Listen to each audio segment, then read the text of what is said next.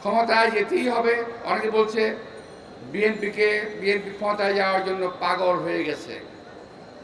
আমার জবাব হলো, বিএনপি ক্ষমতায় যাওয়ার জন্য পাগল হয় নাই।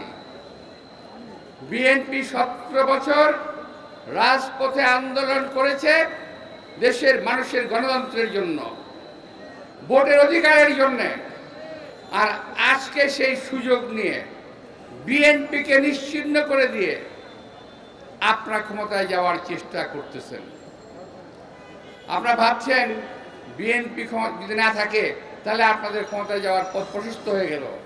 আরে ভাই, বিএনপির একটা নেতা কর্মী জীবিত থাকতে কখনোই আপনাদের খায়েশ কখনো পূরণ হবে না।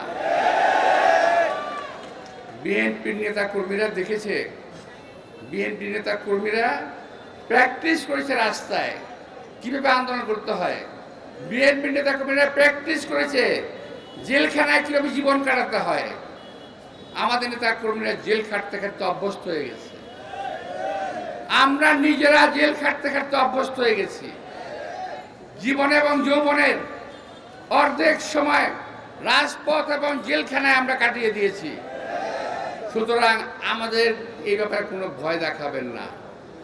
আর আজকে এই সরকারকে বলতে চাই, আপনাদের দয়া করে একটু পক্ষপাতমূলক আচরণটা একটু বন্ধ করেন। এতে দেশের ক্ষতি হচ্ছে।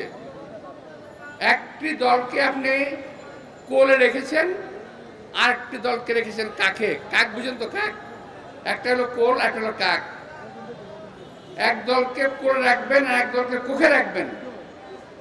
বিএনপিকে নিশ্চিহ্ন করার প্রোগ্রাম করবেন, পায়তারা করবেন, এই চিন্তা কখনো করেন না। আপনারা দল এসেছেন, আমরা স্বাগত জানিয়েছি, আমরা সহযোগিতা করার চেষ্টা করছি, আপনাদেরকে সহযোগিতা দিচ্ছি। আপনারা খুব তাড়াতাড়ি একটি নির্বাচন দেন, দিলে কিন্তু যেটা হবে, দেশে যে আজকে একটা অশান্ত পরিস্থিতি, এই অশান্ত পরিস্থিতি ঠান্ডা হয়ে যাবে।